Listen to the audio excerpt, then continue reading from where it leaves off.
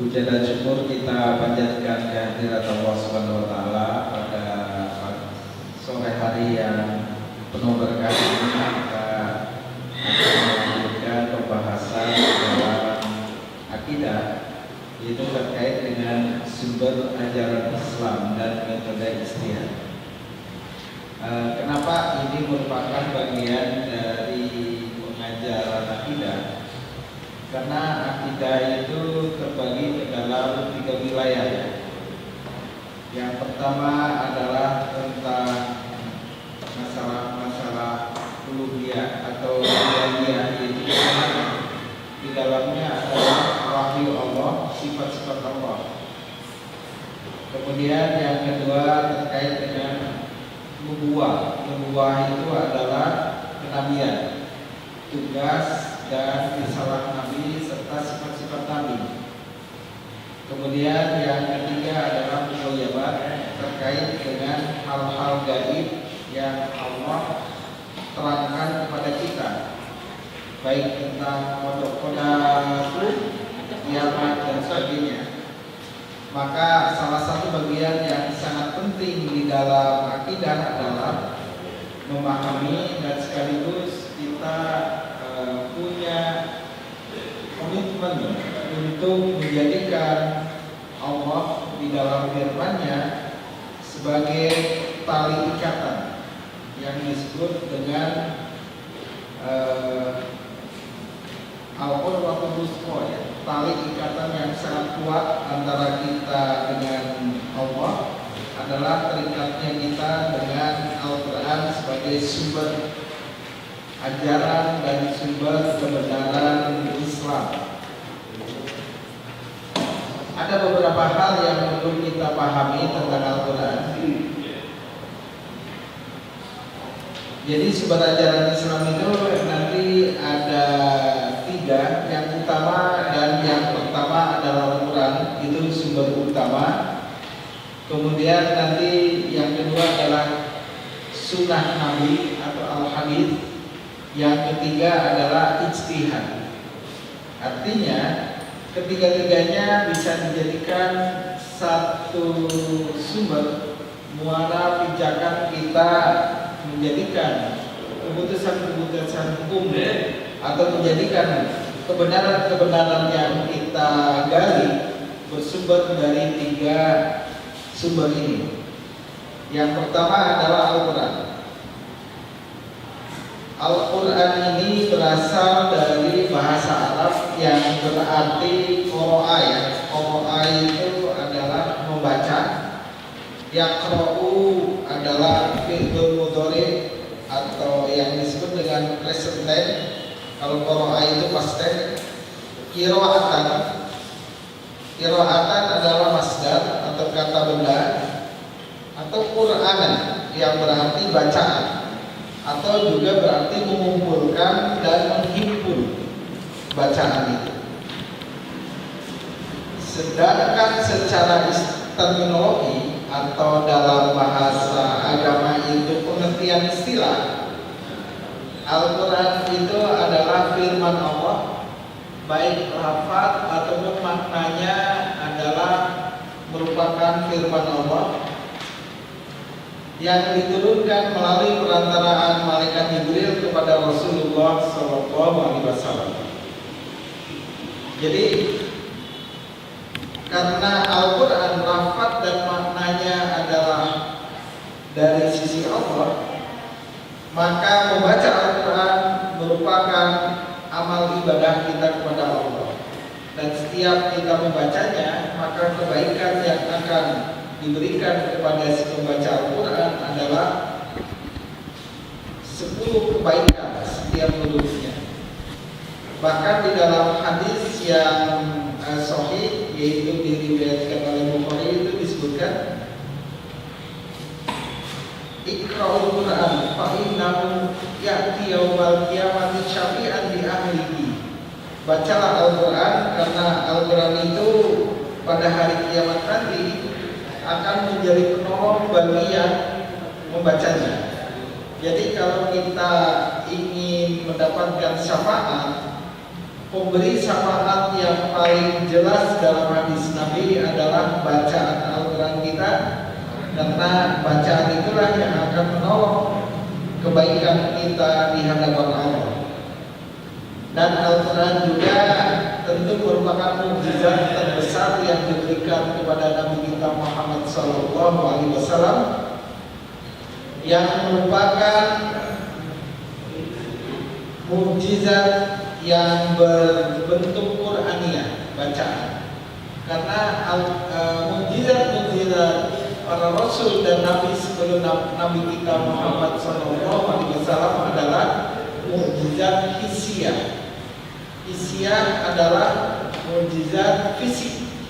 Fisik itu kan panca indera yang dapat diraba, yang dapat dilihat, yang dapat disentuh, maka itu fisik. Maka Allah memberikan kepada Nabi kita mukjizat yang paling utama adalah Al-Quran, di mana Al-Quran inilah menjadi bukti dari kebenaran yang Allah turunkan kepada Nabi kita Muhammad SAW.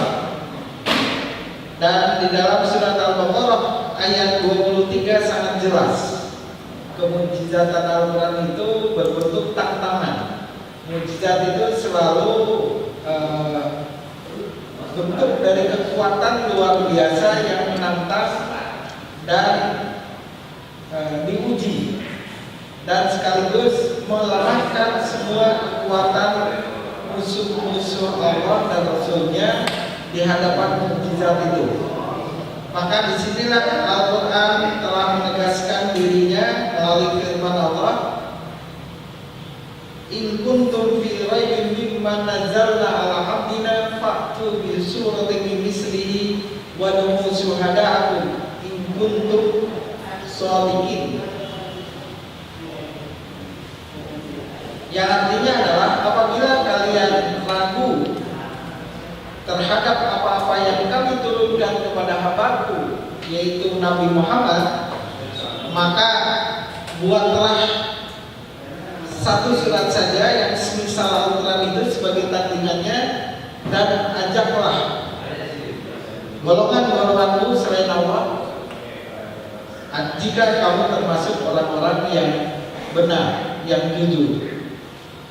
Maka kita tahu bahwa Al-Quran ini satu bukti bahwa dia mukjizat, dan keunggulan dari mukjizat Al-Quran itu dinikmati oleh umatnya, baik yang hidup bersama Nabi ataupun yang tidak bersama Nabi.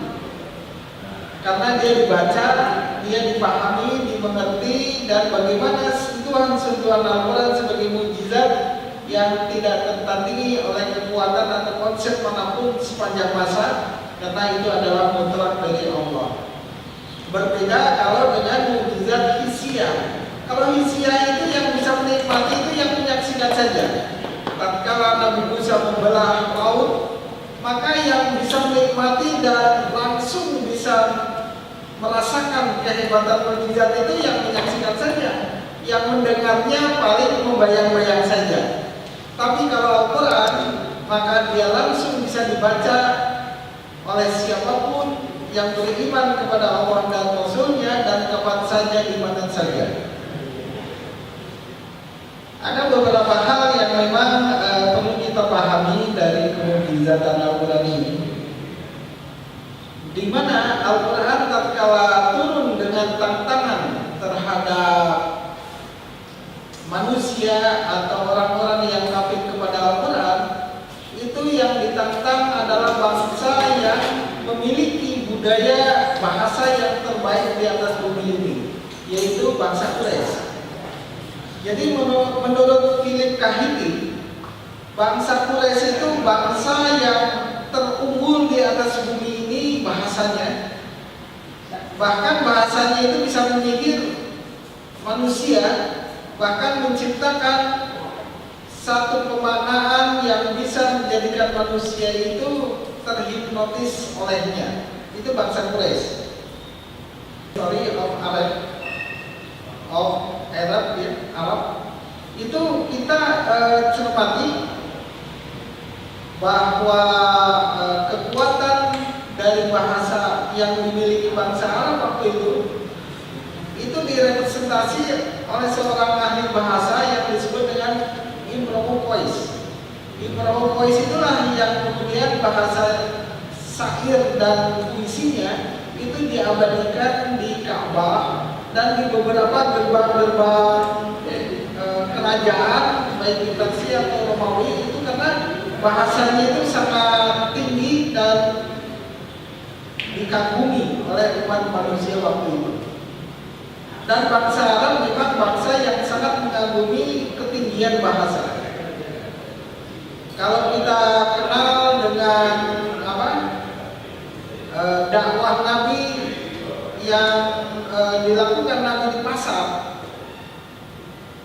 itu adalah pasar puisi, bukan pasar sayur mayur atau pasar kelontong dan sebagainya, tapi itu pasar puisi. Dan kita lihat bagaimana keunggulan bahasa Quraisy itu kemudian menjadi kebanggaan mereka tentang ketinggian peradaban yang mereka miliki. Itu menurut Philip Kahiti ya. Nah, Al-Quran tatkala menantang manusia untuk menandingi bahasanya, itu yang ditantang bukan bangsa yang tidak memiliki budaya sastra yang tinggi, tetapi justru di kalangan mereka lah bahasa yang dikembangkan mereka adalah bahasa yang tidak tertandingi di atas bumi ini. Nah, inilah Al-Quran datang dengan mukjizatnya. Ada menurut para ahli tafsir itu kemukjizatan Al-Quran minimal ada di 4 titik ini. Pertama adalah kemukjizatan bahasa. Bahasa Al-Quran yang bukan saja indah ungkapannya, tapi juga padat isinya dan penuh makna-makna yang bersifat metaforis, sehingga setiap ungkapannya itu membersihkan makna yang tidak pernah kering dari nilai-nilai atau membersihkan kebenaran yang tidak pernah habis dengan persoalan yang dihadapi oleh Al-Quran itu sendiri. Contoh, tatkala Al-Quran itu menantang bangsa Arab, yang pernah melakukan tandingan adalah Musailamatul Kadzdzab. Dia menggunakan satu surat yang disebut dengan surat kelinci, dan sama sekali tidak memberikan makna, karena hanya menceritakan bagaimana hidup kelinci. Dan di sini kita lihat yang ditantang oleh Musailamatul Kadzdzab waktu itu adalah surat Al-Asr wal 'Asri. Innal insana lafi khusr illa alladziina aamanu wa 'amilus shalihati wa tawassaw bil haqq wa tawassaw bis sabr. Ini salah satu bentuk bagaimana bahasa Al-Quran itu sampai sekarang tidak pernah ada yang bisa menandingi wujud dan keberadaannya. Nanti bisa kita pahami bagaimana Al-Quran itu pernah diuji. Salah satu yang pernah diuji oleh dunia barat itu surat Ar-Rahman. Surat Ar-Rahman itu pernah diuji oleh kaum orientalis itu di Prancis dengan tudingan bahwa Al-Quran itu penuh duplikasi atau plagiasi dari Taurat dan Injil. Maka yang diuji adalah surat Ar-Rahman. Pengujian itu berlangsung selama 13 tahun. Tapi uniknya, tatkala mereka tidak mendapatkan sedikit pun dari plagiasi Al-Quran, mereka tidak mengumumkannya, dan kemudian menganggap apa yang mereka uji itu kemudian lenyap begitu saja apa adanya. Sehingga di dalam tulisan kaum orientalis itu masih tetap tersisipkan ya tudingan-tudingan bahwa Al-Quran sebetulnya duplikasi atau peniruan dari kitab-kitab sebelumnya, yaitu Taurat dan Injil dan kitab yang lainnya yang pernah dimiliki oleh nabi-nabi terdahulu. Itu pengujian-pengujian bahasa yang kemudian kita lihat dalam setiap zaman. Al-Quran selalu diuji dengan orisinalitasnya dan diuji dengan kemurniannya.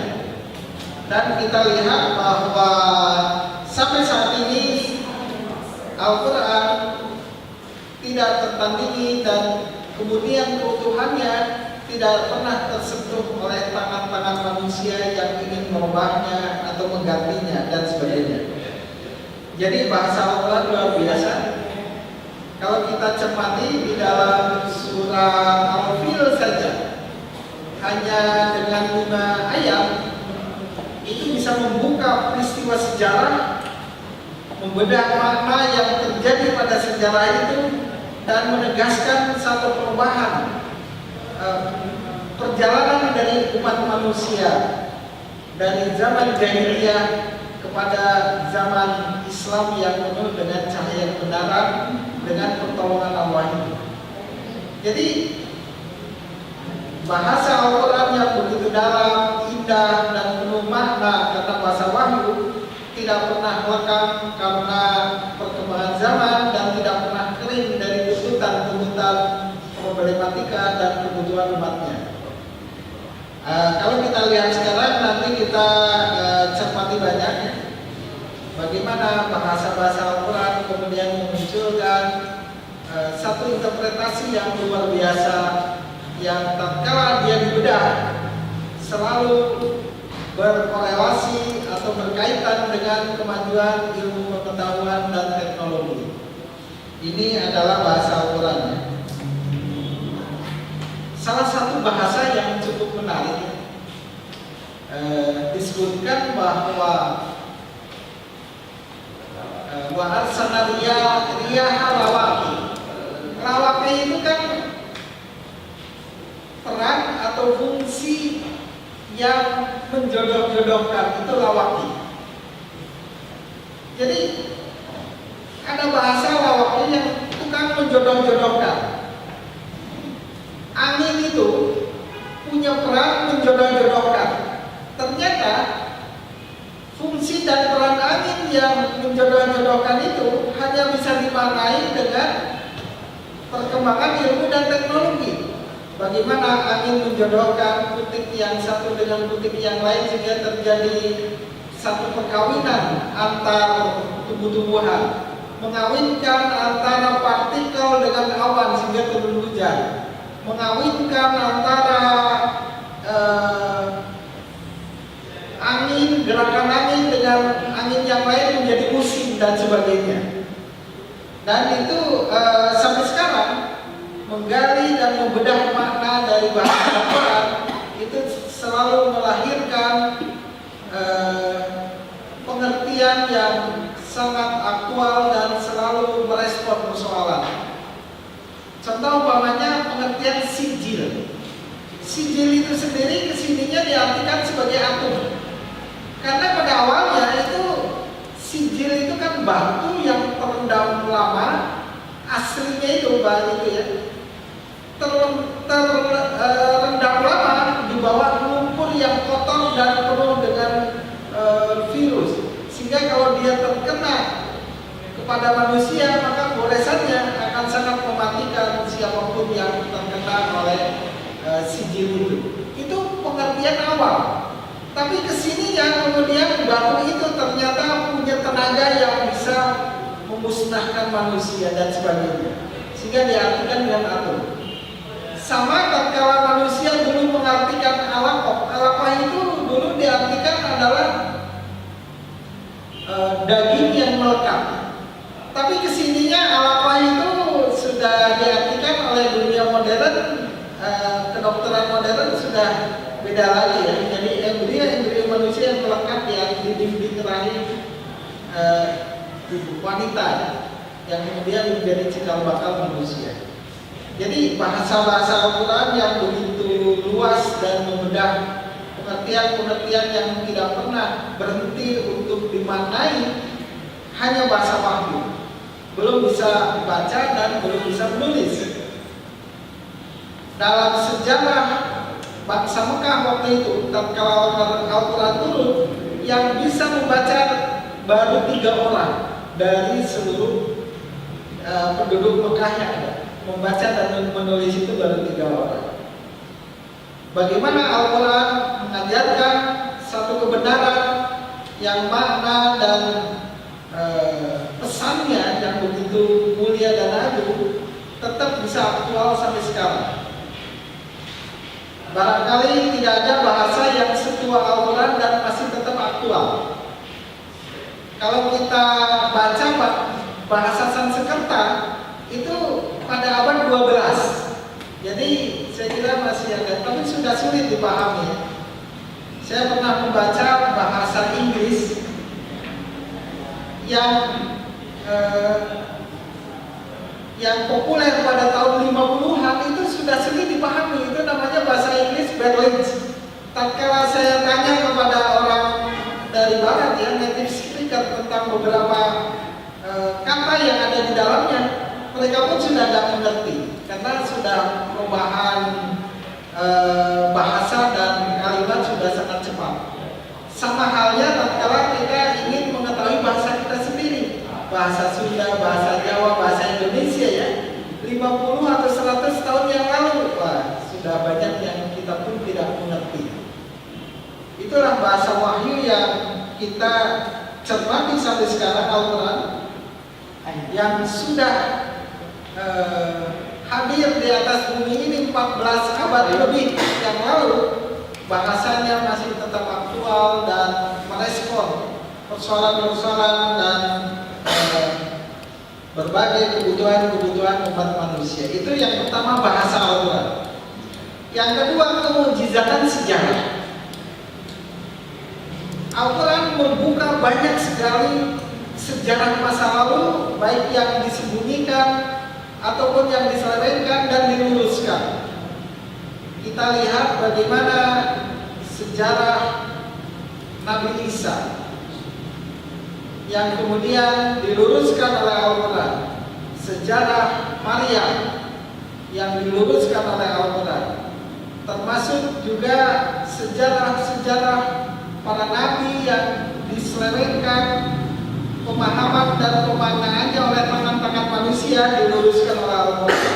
Bahkan Al-Quran juga menceritakan dengan sangat gamblang rahasia penciptaan awal manusia sampai terjadinya manusia dalam perkembangannya, turunnya wahyu, diceritakan dengan sangat runtut, dengan sangat baik, dan sejarah-sejarah itu luar biasa membukakan mata kita. Saya baru-baru ini membaca dalam bukunya Philip K. Dick. Ternyata nyambung sekali dengan keterangan di dalam surat As-Sabah. Allah menceritakan begitu gamblang kaum Ad dan kaum Samud yang berada di dalam kaum Sabah. Kaum Sabah itu kaum yang ada di daerah Yaman Selatan. Itu di situ ada Nabi Soleh, ada Nabi Hud. Itu ada kaum Ad dan ada kaum Samud di situ. Dan ternyata di dalam lembaran-lembaran sejarah umat manusia melalui data dari Sambon, bangsa yang tertua di atas bumi ini adalah bangsa yang berada di dalam bangsa kaum Sabah. Diceritakan bukan bangsa Mesir kalau menurut Al-Quran, dan juga bukan bangsa yang ada di Romawi atau bangsa yang ada di Babilonia, tapi justru bangsa yang pertama kali memiliki peradaban yang paling tinggi dan paling unggul di atas bumi ini adalah bangsa Sabah, yaitu bangsa yang di situ hidup Nabi Hud, Nabi Soleh, dan Ratu Bilqis. Dan itu sudah diterangkan oleh Al-Quran dengan sangat baik dalam surat As-Saba melalui wahyunya. Jadi apa yang diterangkan Al-Quran dalam sejarah dengan seluruh rahasianya itu tidak terbantahkan oleh dokumen-dokumen yang dimiliki oleh umat manusia di atas bumi ini.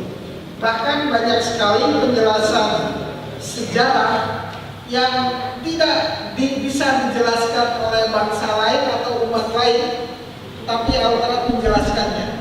Awal penciptaan Adam diterangkan dengan sangat teliti hanya oleh Al-Quran.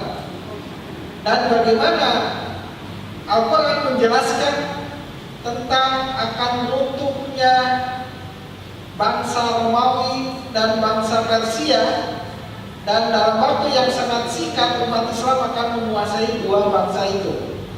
Itu Al-Quran menjelaskan dengan sangat gamblang. Pada saat surat Ar-Rum turun, itu kan surat Makkiyah. Makkiyah pada saat Nabi itu berada di Mekah. Dan di dalam tafsir Al-Munir disebutkan pada saat surat Ar-Rum itu turun, itu pengikut Nabi itu belum sampai 20, baru sekitar 18-an awal peristiwa itu turun, ayat itu turun. Sehingga ketika wahyu itu turun, maka Nabi dituding sebagai tukang sihir dan manusia gila. Karena tidak masuk akal hanya 18 orang dari umat yang umi mau mengalahkan negara adidaya yang bernama Persia dan Romawi yang garda republiknya saja sudah 1,5 juta masing-masing. Jadi kalau Romawi dan Persia itu, Romawinya itu Romawi Timur, yang Bizantium itu yang ada di Turki. Nanti ada Romawi Barat itu yang ada di Andalusia. Yang ada di Italia, Spanyol itu Romawi Barat. Jadi nanti ada Romawi Timur, yaitu di Bizantium, yang ada gereja Hagia Sophia itu Romawi Timur. Yang selalu bertempur itu Persia dan Romawi itu Romawi Timur, itu karena bertetanggaan. Nah kita lihat di dalam Al-Quran kemujizatan sejarah ini sangat mutlak menjelaskan bagaimana peristiwa masa lalu dan peristiwa yang akan datang yang akan terjadi, termasuk juga terjadinya nanti kiamat. Inilah gambaran yang sangat jelas. Nanti kita lihat di dalam keterangan hadis Nabi, penjelasan bagaimana tanda-tanda akhir zaman itu juga diungkapkan di dalam Al-Quran nanti. Di samping akan terbitnya matahari dari barat, di dalam Al-Quran itu dijelaskan dengan sangat jelas akan adanya binatang-binatang yang melata yang akan berbicara kepada manusia tentang kesan Allah dan mengingatkan mereka akan keagungan Allah Subhanahu wa taala. Dan tatkala binatang itu sudah berkata-kata tentang keagungan dan kesan Allah, maka itu tanda akhir dari kiamat itu. Kira-kira gitu. Jadi ada tanda-tanda akhir zaman juga ya. Itu hanya mukjizat Al-Quran saja. Kemudian kemukjizatan syariah. Jadi tuntunan Al-Quran yang di dalamnya juga sunnah Nabi itu menjelaskan hal-hal yang sangat kecil sampai yang sangat besar, dan segala hal ada di dalam Al-Quran. Yang tentu itu mustahil bahwa tuntunan itu karya atau buatan dari manusia. Dan kita tahu bagaimana Nabi membawa amanat Allah ini dalam keadaan ummi, tidak pernah belajar membaca dan menulis, dan tidak pernah berguru kepada manusia. Jadi sangat mustahil manusia yang ummi akan begitu jelas gamblang membedah kebenaran, baik yang bersifat faktual ataupun yang bersifat gaib, rahasia, metafisis. Kemudian kemujizatan ilmu ya. Kemujizatan ilmu artinya di dalam Al-Quran ada isyarat-isyarat ilmiah yang sangat kuat membuktikan wujud dari kekuatan Al-Quran yang sulit ditandingi, yang tidak mungkin ditandingi oleh konsep manusia. Salah satu ayat coba kita perhatikan dalam surat An-Naba. Dalam surat An-Naba itu dijelaskan alam naj'alil arda mihada. Tidakkah aku ciptakan bumi ini, mihad itu kan dalam buaya. Jadi Al-Quran itu alam ini diciptakan, ardo itu kan bumi dalam buaya. Buaya itu seperti anak kecil kalau diais oleh ibunya, diayun. Dia sekalipun dalam ayunan tapi merasa nyaman dan merasa tentram, merasa senang. Padahal dia diayun, digerakkan dan tidak merasa gerakannya. Dan Allah ciptakan bumi ini adalah mihada, dalam buaya. Jadi yang menenteramkan, membuat nyaman di dalamnya, padahal bumi ini tidak nyaman. Dan Allah jelaskan bagaimana bumi ini Allah putarkan, tapi manusia tidak merasa perputarannya. Kemudian bumi ini diciptakan bulat, tapi manusia merasa datar. Kemudian bagaimana Allah ciptakan matahari dengan radiasi, tapi begitu masuk ke bumi sudah difilter oleh lapisan ozon, sehingga apa yang dirasakan manusia itu tanpa radiasi matahari. Kemudian bagaimana benda-benda langit setiap detik bahkan setiap menit itu banyak yang bersinggungan atau beririsan dengan bumi ini sehingga akan masuk ke dalam bumi, tapi dengan proteksi Allah sehingga dia meledak sebelum masuk bumi, sehingga manusia nyaman, seakan-akan tidak ada ancaman dan seakan-akan bumi ini nggak bergerak, tenang, tetap. Padahal ini bergerak dengan gerakan yang sangat cepat. Dia bergerak pada porosnya, tapi dia juga mengitari matahari. Dan Allah menceritakan itu panjang ya, tentang rahasia bumi Allah ciptakan. Kemudian itulah kemujizatan ilmiah yang luar biasa. Saya sebetulnya punya kumpulan pendek-pendek tentang cuplikan dari kemujizatan Al-Quran ya, dari penemuan-penemuan ilmiah. Pas saya cari lagi kayaknya ketinggalan di prestis yang lain. Jadi sayang ya, karena memang luar biasa ya, sampai itu jumlahnya saya ambil sebagian dari disketnya Harun Yahya, ada dari YouTube, dan sampai nanti tentang sidik jari dan proses penciptaan manusia dengan penjelasan ayat-ayatnya. Dan itu penemuan-penemuan yang tentu tidak terlepas dari kemajuan sains dan teknologi. Jadi ya mudah-mudahan nanti saya dari tadi mencari tinggalkan di Indonesia. Jadi itu yang kita jadikan kenapa Al-Quran menjadi hidayah. Jadi fungsi Al-Quran itu banyak. Pertama dia menjadi hidayah, hudal lil muttaqin, hidayah bagi orang-orang yang bertakwa. Kemudian Al-Quran juga berfungsi sebagai rahmat. Al-Quran juga berfungsi sebagai nurun mubinan, sebagai cahaya yang membawa kebenaran. Al-Quran juga berfungsi sebagai Al-Furqan, pembeda antara hak dan batil. Nanti Al-Quran juga berfungsi sebagai mau'idhah ya. Bahkan syifa itu adalah obat dan penawar bagi hati dan jiwa manusia.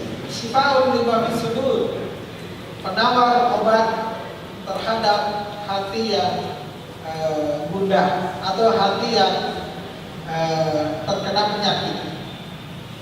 Jadi itu yang harus menjadi komitmen kita pertama. Kenapa kita beriman pada Allah? Karena Al-Quran. Nanti yang kedua karena Nabi kita Muhammad. Nah ini yang akan kita bahas. Sehingga pertaruhan kita, hidup dan mati kita untuk Islam itu adalah tentu pegangan kita Al-Quran. Itu yang dituntutkan Allah kepada kita. Karena Al-Quran itulah yang menjadi sumber kebenaran dan jaminan Allah terhadap kebenaran yang diturunkannya. Nanti ada tahap yang ketiga yang disebut dengan ijtihad. Nah, maka yang mutlak itu hanya Al-Quran.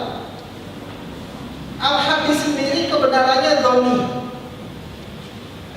karena ada campur tangan manusia di dalam proses, sehingga ada sekian riwayat, ada kualitas, ada jumlah, kemudian nanti ada sekian.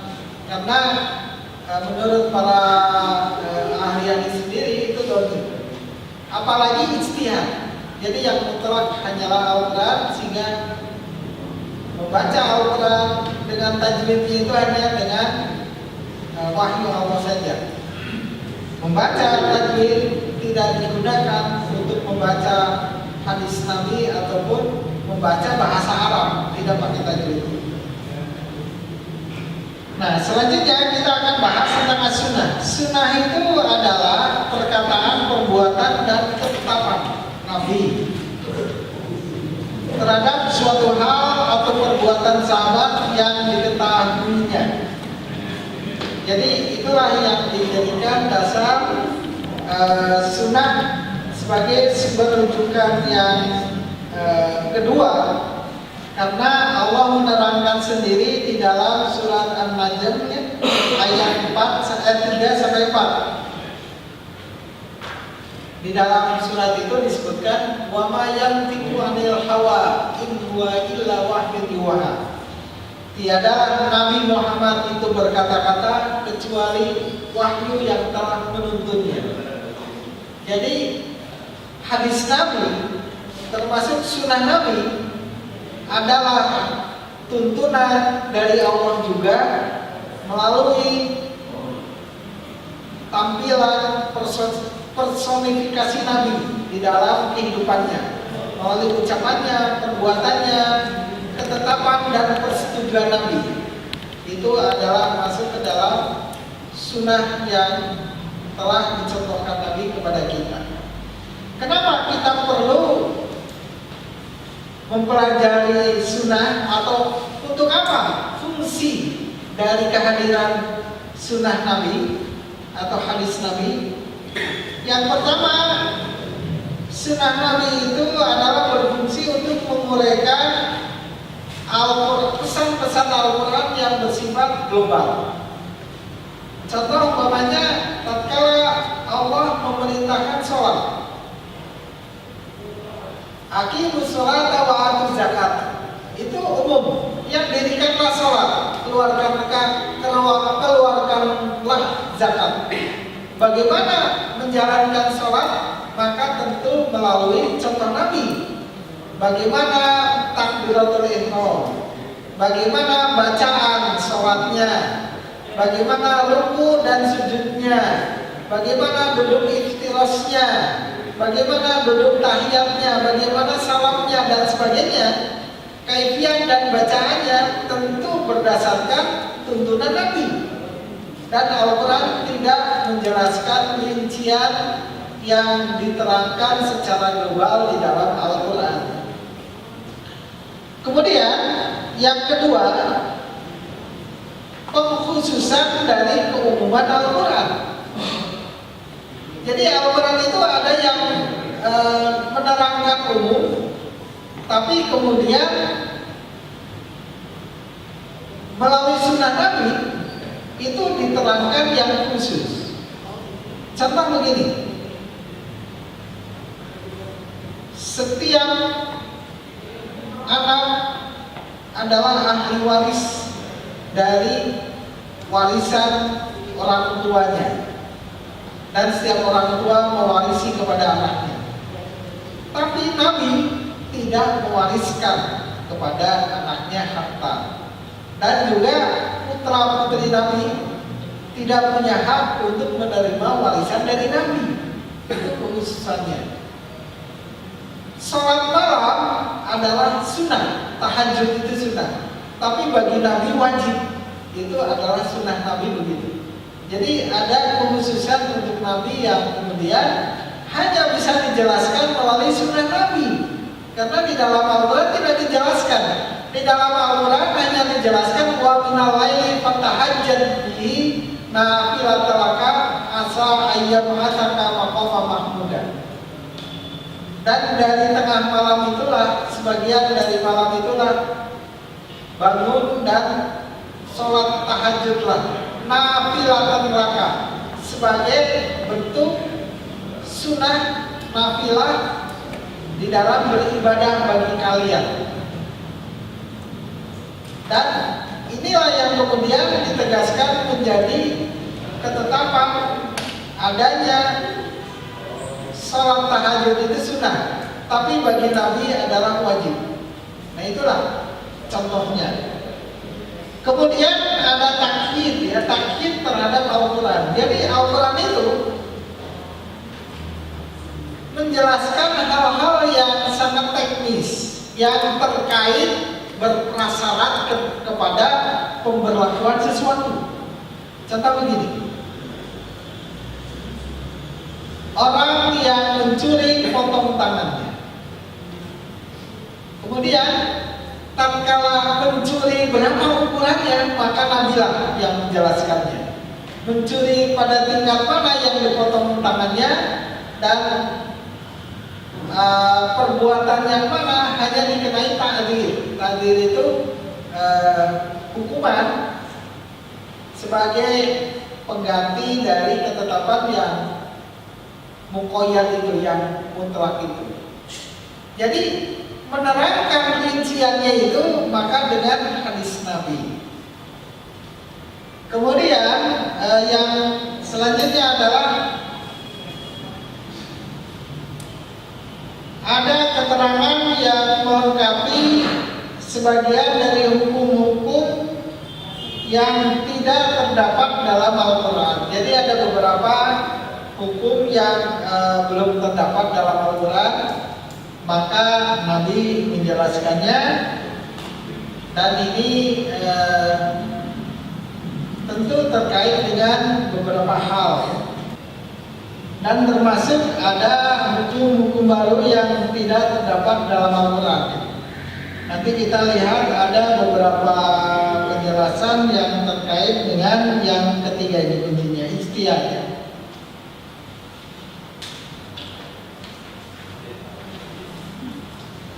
Nah, ada beberapa hal yang secara eksplisit belum kita dapatkan dalam Al-Quran, tetapi nanti atau hadis Nabi kita bisa jadikan itu hukum tatkala itu ditetapkan melalui metode ijtihad yang benar. Sebelum kita masuk apa syarat-syarat menetapkan dengan dasar ijtihad itu, maka kita perlu ketahui arti ijtihad. Ijtihad itu sebetulnya dari kata-kata jahada ya jahadu, ya. Jahada ya jahadu, ijtihad atau jihad. Jihad itu kan bentuk dari kerja keras, mengerahkan segala daya dan upaya untuk mendapatkan keputusan hukum yang selaras dengan Al-Quran dan hadis Nabi. Itu adalah ijtihad, yang akar katanya sebetulnya sama dengan jihad, ya. Jahada yujahid. Kalau ijtihada yajtahidu ijtihadan. Ijtihad itu bisa juga berarti sungguh-sungguh kerja keras, atau ijtihad itu rajin. Biasanya dalam bahasa Arab yang sehari-hari, ijtihad itu artinya rajin. Tetapi dalam kaitan dengan hukum, maka ijtihad itu terkait dengan kerja keras seseorang untuk mendapatkan keputusan hukum yang selaras dengan Al-Quran atau hadis Nabi. Ini ijtihad ya. Dasar ijtihad itu ada dua. Yang pertama dari Al-Quran. Al-Quran ini surat An-Nisa ayat 105.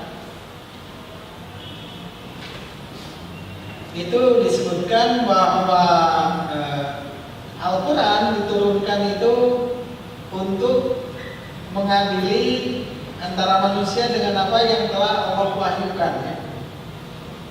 Jadi tuntunan untuk mengadili persoalan-persoalan itu kan terus berkembang sesuai dengan perkembangan umat dan zaman.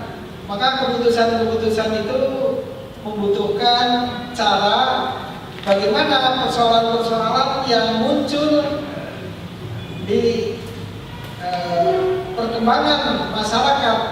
Maka pada saat itu Nabi langsung barakallah, semoga Allah memberkati kamu dan engkau telah menetapkan jalan yang sesuai dengan yang dituntunkan Allah dan Rasulnya. Jadi keterangan dari Mu'adz bin Jabal inilah yang kemudian menjadi dasar dibukanya pintu ijtihad bagi orang-orang beriman tatkala memutuskan perkara yang secara eksplisit belum terdapat penjelasan dan keterangannya di dalam Al-Quran dan Sunnah Nabi.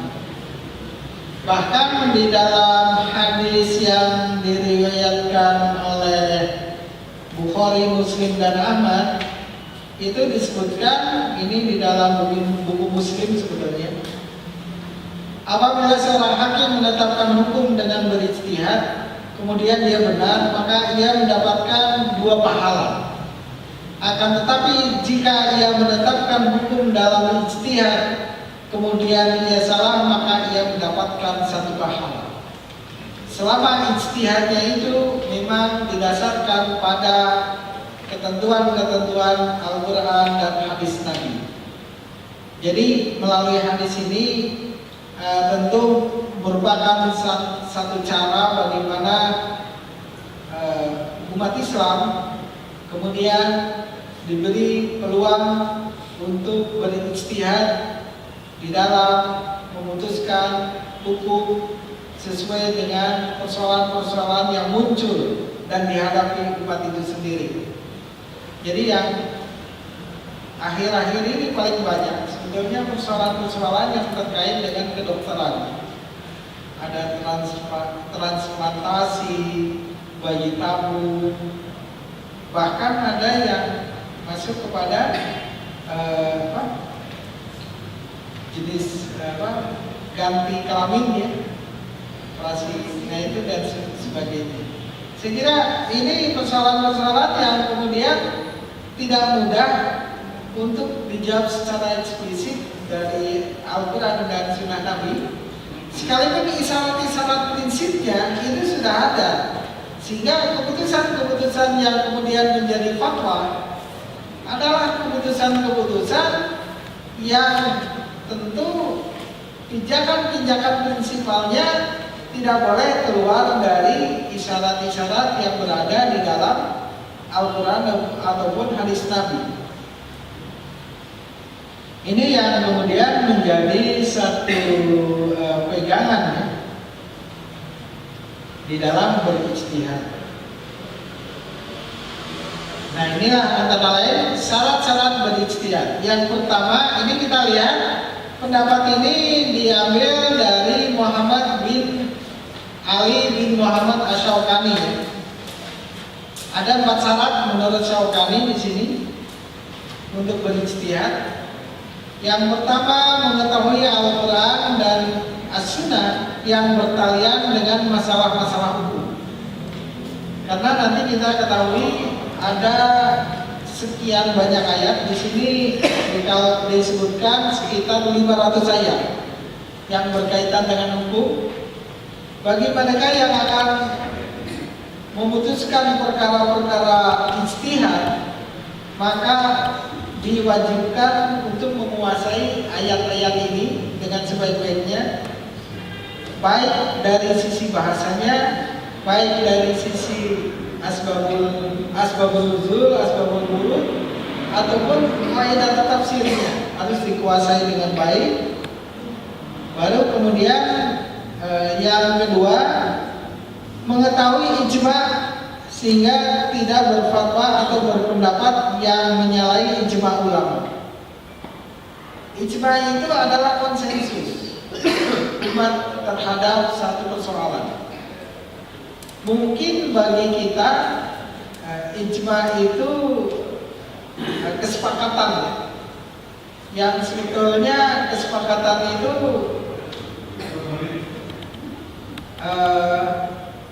adalah hasil dari konsensus ulama tentang perkara itu. Kalau sekarang rata-rata ijma itu dilakukan dari negara ke negara. Umpamanya Indonesia ini ada ijma. Melalui MUI biasanya ada keputusan-keputusan yang bersifat konsensus, kesepakatan. Dan tatkala itu muncul, maka itu bisa dijadikan pegangan, pedoman untuk memutuskan perkara-perkara hukum yang muncul bersamaan dengan persoalan-persoalan yang dihadapi umat Islam. Andai kata terjadi perbedaan pendapat, maka tentu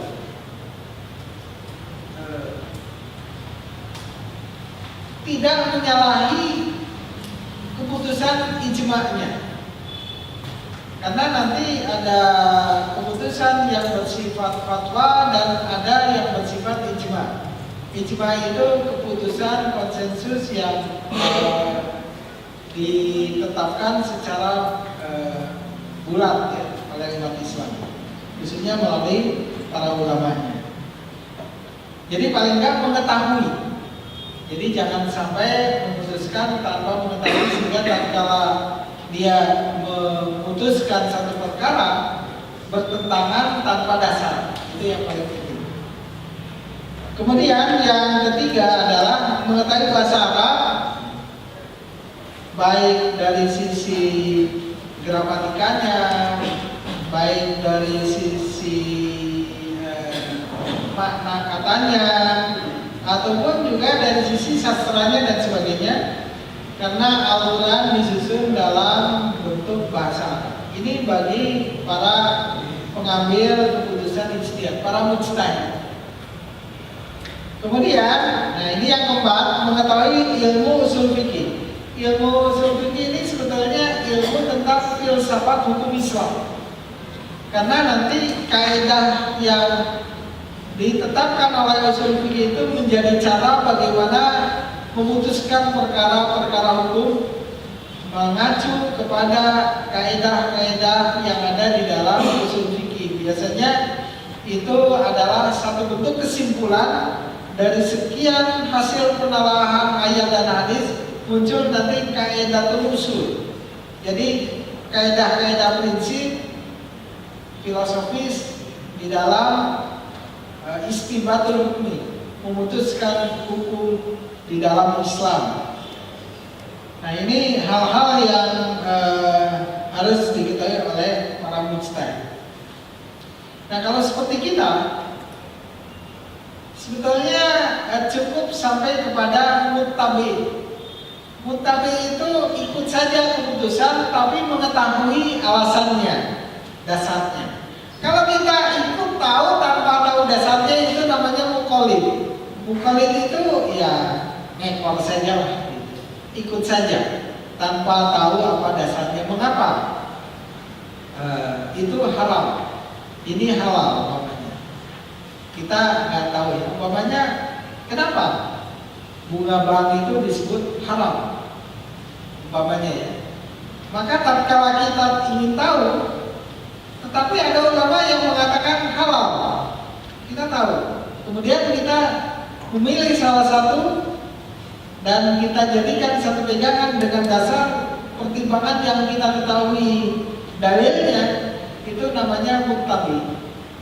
Artinya mengikuti dengan memahami alasan atau memahami reasoning, ya, dasar kenapa dia mengikuti itu muttabi. Kalau muqallid itu ya mengekor saja lah. Biasanya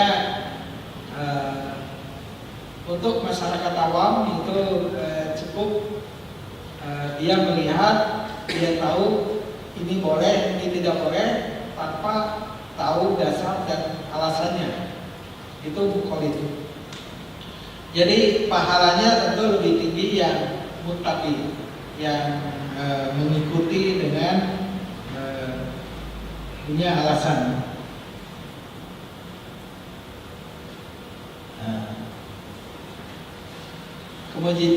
Kemudian kita perlu tahu juga bahwa di dalam klasifikasi mujtahid itu ada 4 mujtahid. Yang pertama ada mujtahid mutlak. Mujtahid mutlak ini adalah mujtahid yang memang menjadi marja, sumber keputusan dan sumber ijtihad itu sendiri. Dia menjadi sumber dari muara ijtihad. Syafi'i, Maliki, Hambali dan Hanafi itu mujtahid mutlak. Karena dia putuskan ijtihadnya itu dan dia dengan kualifikasinya punya kompetensi, kewenangan dan kemampuan untuk melahirkan ijtihad-ijtihadnya secara mutlak tanpa dia menggantungkan, menyandarkan kepada paham atau ijtihad yang lain, karena dia punya reasoning sendiri. Sekalipun 4 imam itu guru bermurid, jadi antara Imam Hanafi, Maliki, Syafi'i dan Hambali itu adalah 4-4-nya itu guru bermurid. Jadi mereka memutuskan ijtihadnya dengan mutlak, tetapi mereka saling menghargai, tidak bermusuhan. Jadi tidak ada kisah atau cerita ya, bahwa 4 imam ini kemudian mengalami perselisihan atau pertengkaran. Jadi mereka adalah 4 imam yang tentu kita tahu mereka guru bermurid yang kemudian punya keputusannya sendiri. Itu mujtahid mutlak. Kemudian nanti ada yang disebut dengan mujtahid muntasib. Mujtahid muntasib ini adalah para mujtahid yang berada di dalam mazhab tertentu. Mujtahid mazhab. Dia mujtahid tapi berada di dalam mazhab tertentu. Artinya dia nggak keluar dari mazhabnya itu. Umpamanya dia mujtahid tapi sebetulnya dia menggunakan mazhab Syafi'i. Ada mujtahid yang kemudian dia menggunakan mazhab Hambali. Ada Maliki. Jadi artinya dia mujtahid tapi tidak keluar dari ruang lingkup paham dan visi mazhab tertentu. Gimana kalau menggabungkan? Nah, kadang-kadang juga ada paham yang kemudian menggunakan 4 mazhab itu. Ada Maliki, Hanafi, Hambali, ya. Kemudian Syafi'i. Itu seperti yang dilakukan di dalam buku Ibnu Rushd. Itu ada Bidayatul Mujtahid. Itu adalah kitab fikih lintas mazhab. Kemudian ada lagi buku Al-Fiqhu ala Madzahibil Arba'ah. Fikih berdasarkan mazhab 4. Ada yang menggunakan buku seperti itu. Tapi mereka tetap masih disebut dengan mujtahid muntasib, karena sekalipun empat-empatnya digunakan, tapi mereka tidak keluar dari 4 paham madhab itu ya. Jadi madhab itu adalah satu aliran, satu metode fikih yang dikembangkan oleh ulama menjadi semacam institusi aliran, itu madhab. Kemudian ada mujtahid fatwa. Mujtahid fatwa itu adalah mujtahid yang memang dibutuhkan umat untuk memutuskan perkara-perkara umat melalui institusi itu secara instan. Jadi fatwa itu cepat, membutuhkan respon hukum terhadap perkara umat yang bersifat instan. Jadi cepat harus muncul fatwa. Ya, contoh umpamanya persoalan-persoalan yang muncul akhir-akhir ini ya, rokok umpamanya haram atau halal, nah itu muncul mujtahid fatwa itu, fatwa aja, fatwa beginilah. Jadi itu biasanya lebih rendah dari mujtahid madhab. Jadi di madhab nggak dibahas, tapi di fatwa ada ya. Umpamanya terkait dengan beberapa kasus yang muncul ya akhir-akhir ini, termasuk persoalan-persoalan kedokteran. Itu adalah fatwa. Sehingga di MUI umpamanya ada majelis fatwa untuk mengeluarkan fatwa. Nanti ada lagi mujtahid tarjih. Mujtahid tarjih adalah mujtahid yang memang bergerak untuk melakukan satu proses verifikasi terhadap keputusan-keputusan ijtihad terdahulu, mana yang kuat dan mana yang lebih bisa dipegang menurut ulama itu tarjih. Dan ini biasanya digunakan di beberapa ormas ya, termasuk Muhammadiyah ini menggunakan tarjih. Jadi memutuskan perkara, mengambil satu keputusan hukum yang lebih kuat berdasarkan hasil ijtihad yang terdahulu yang memang sudah muncul dan menentukan. Jadi tarjih. Nah ini semua juga mujtahid, tetapi ada klasifikasi yang kemudian kita lihat di dalam fikih Islam itu bertingkat-tingkat. Jadi yang tertinggi adalah mujtahid mutlak, mujtahid muntasib, nanti ada mujtahid fatwa, dan ada mujtahid tarjih. Kira-kira begitu. Saya kira ini gambaran bahwa Islam hadir untuk merespon persoalan-persoalan yang muncul, dan kita jadikan bahwa keputusan-keputusan yang menjadi pegangan umat itu tidak boleh keluar dari paling nggak 3 sumber hukum atau 3 sumber kebenaran yang diajarkan Islam, Al-Quran, As-Sunnah, dan Ijtihad. Dan ini tentu kita lihat nanti sangat kaya kita dengan perkembangan-perkembangan yang melahirkan keputusan-keputusan hukum, melahirkan peradaban, melahirkan ijtihad di bidang ilmu, ijtihad di bidang sosial politik dan sebagainya. Saya kira ini wujud dari kehadiran Islam yang memang merespon seluruh kebutuhan umat. Jadi Islam adalah hadir sebagai rahmat yang meliput segala persoalan yang dihadapi oleh umat manusia. Saya kira kita buka dulu pertanyaan. Kira sudah maghrib jam berapa? Jam 6 lebih. Kalau ada yang bertanya, mungkin satu orang boleh tentang apa yang sudah kita bahas tadi. Sepertinya hanya untuk laki-laki dan perempuan ya. Ternyata kan perkembangan berikutnya ada gender ya, biseksual.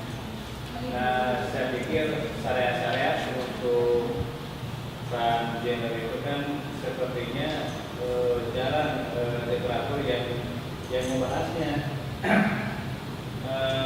Apakah ini adalah wilayah ijtihad? Kalau ijtihad, siapa yang pernah mengeluarkan ijtihad untuk syariat kepada orang-orang transgender tersebut? Ya.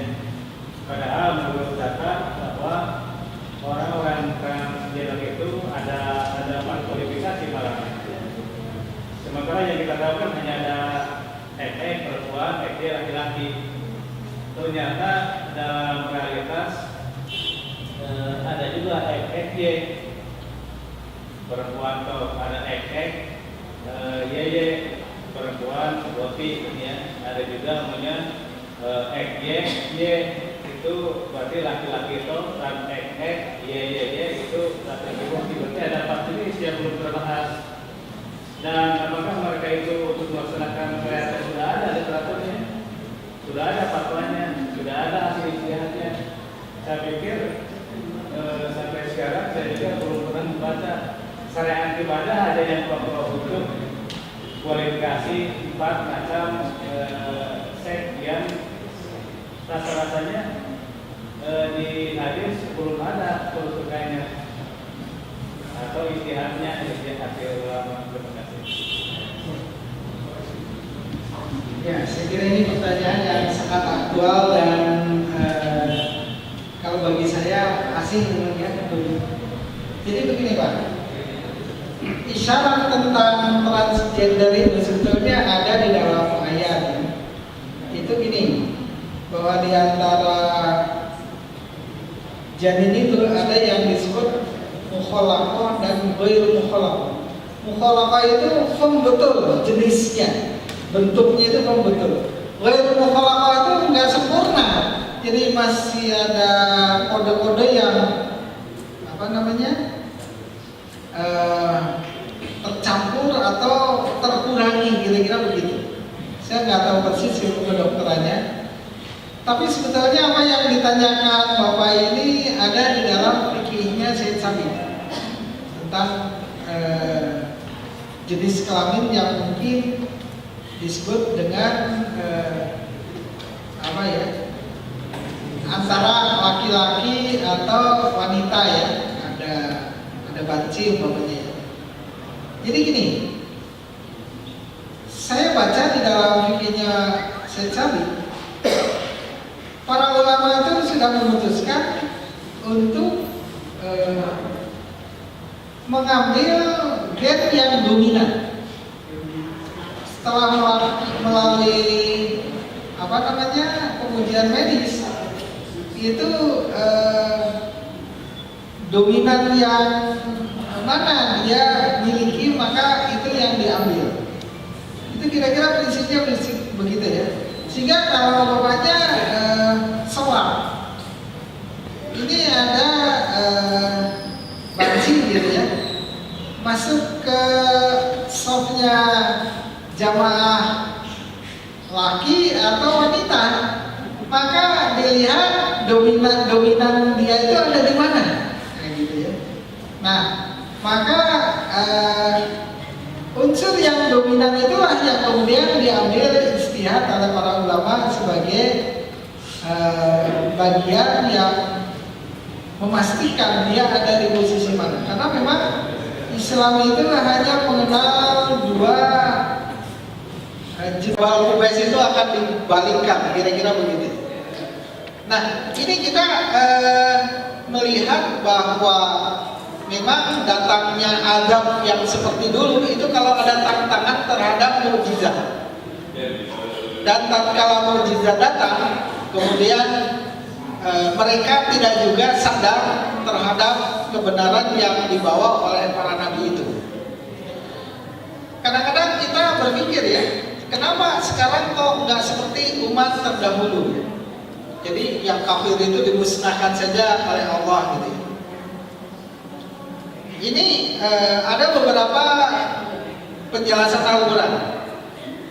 Dan tidaklah Allah akan menghancurkan umat di mana di situ ada orang-orang beriman di antara mereka.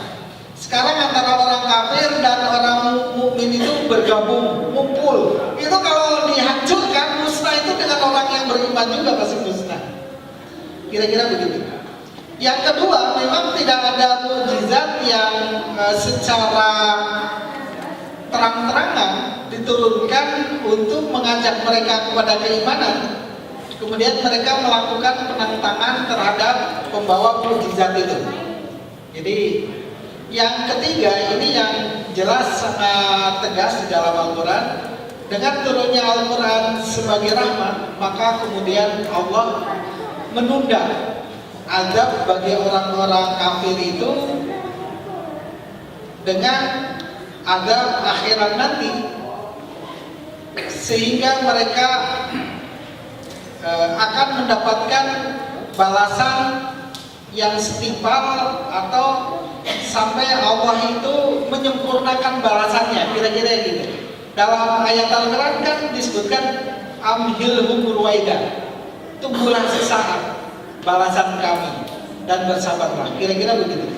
Jadi kalau sekarang terjadi katakanlah beberapa kemaksiatan, penyimpangan yang sebetulnya sudah diingatkan Allah, bukan berarti bahwa Allah itu tidak menghitung dan mengkalkulasi kekufuran dan penyimpangan itu, tapi Allah menunggu dan Allah akan menunda adab itu sampai Allah menyempurnakan balasannya. Kira-kira begitu di dalam beberapa ayat Al-Quran disebutkan begitu. Oleh karena itu tentu tuntunan yang harus kita selalu pegang bahwa ijtihad itu salah satu analogi. Memutuskan satu perkara dengan menganalogikan hukum yang terkait dengan persoalan itu ya. Jadi kias. Seperti umpamanya makanan pokok. Kemudian yang kedua istihsan. Istihsan ini mengambil keputusan yang terbaik dari pertimbangan hukum yang ada, itu istihsan, dibanding-banding mana madorotnya yang lebih besar, mana manfaatnya yang lebih kecil, atau dibalik mana manfaat yang lebih besar, madorotnya atau maslahatnya. Itu istihsan itu mempertimbangkan mana yang lebih baik dari hasil ijtihad yang memang berkembang, maka itu menjadi cara memutuskan keputusan mana yang lebih baik. Ya kayak tadi kan berbagai pendapat bisa muncul, nanti dianalisis melalui metode ukuran yang terbaik. Ada istislah. Istislah itu adalah cara mengambil keputusan hukum berdasarkan kemaslahatan yang paling dominan. Itu istislah. Mana yang paling maslahat? Kalau istishab itu adalah satu perbuatan yang sudah mentradisi dan membutuhkan penguatan hukum atau penguatan hadis atau Al-Quran. Itu istishab. Istishab itu kan dari kata-kata sohibah ya, berteman. Jadi artinya sesuatu yang sudah dilakukan butuh di backup oleh oleh hukum atau oleh penjelasan dari ijtihad ulama umpamanya. Contoh umpamanya terkait dengan, barangkali kalau sekarang tidak terlalu masalah, kalau dulu masalah. Sholat pakai celana panjang boleh nggak? Pakai sarung boleh nggak? Atau harus pakai gamis? Nah, maka nanti ditetapkan dasar-dasar membolehkan itu, padahal itu sudah dilakukan. Contoh umpamanya menutup aurat itu tidak dijelaskan bentuk dan jenis menutupnya. Maka kalau celana panjang ini salah satu media ya untuk menutup aurat, maka itu masuk ke dalam ketetapan Al-Quran yang dibenarkan karena fungsinya menutup aurat. Berbeda nanti dengan uruf. Kalau istisam itu uruf yang yang membutuhkan untuk dikuatkan oleh hukum. Kalau uruf itu tradisi yang secara alamiah sudah dianggap tidak bertentangan dengan Islam. Jadi tradisi yang jadi tradisinya itu sendiri sudah dianggap tidak bertentangan dengan, yang hanya mengambil ijma, menolak qiyas. Ada yang menolak istisab, ada yang menggunakan istisab saja dan istislah dan sebagainya. Tapi paling tidak bahwa inilah metode-metode yang digunakan oleh para ulama untuk memutuskan istinbat hukum Islam atau kesimpulan keputusan hukum Islam. Biasanya digunakan metode-metode itu.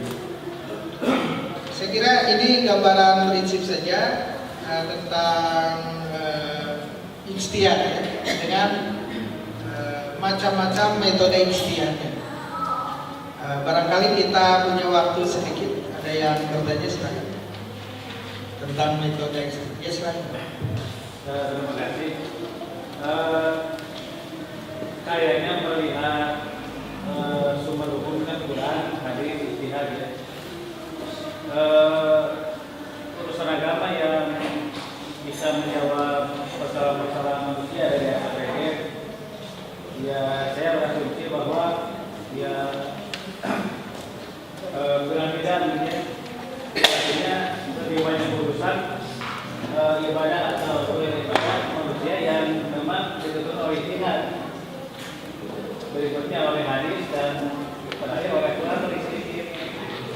Nah persoalannya ya dari ijtihad yang tadi itu apakah memang kuat gitu ya, sehingga hanya satu hadis saja yang menjustifikasi ijtihad, padahal Islam itu dalam realitas paling banyak urusan ibadah manusia itu diurus oleh ijtihad, bukan oleh hadis atau Al-Quran sendiri, atau menurut lah gitu ya. Presentasinya katakan saja menjadi 50% oleh ijtihad, 35 oleh hadis, 20 oleh Al-Quran.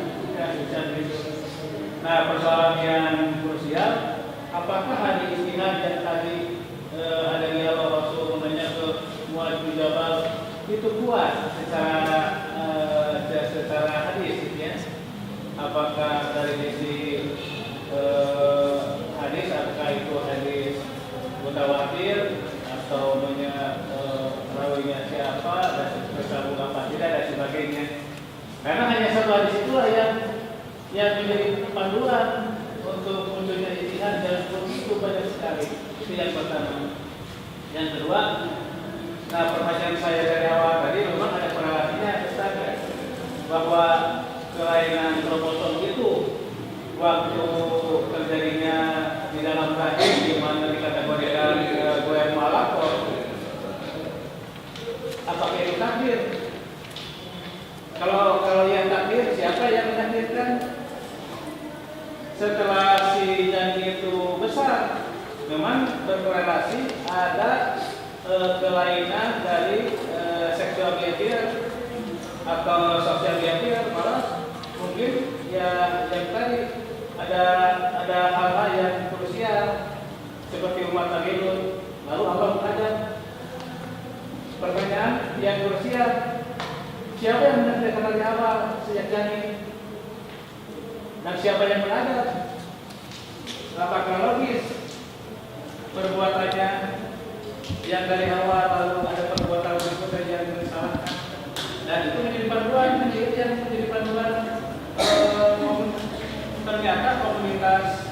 itu banyak sekali di Indonesia saja. Tadi saya diskusi kecil dengan saudara bahwa ada gerakan untuk menjustifikasi hukum seperti di Belanda, ya, perkawinan atas sejenis. Mari kita sama-sama tolak, ya.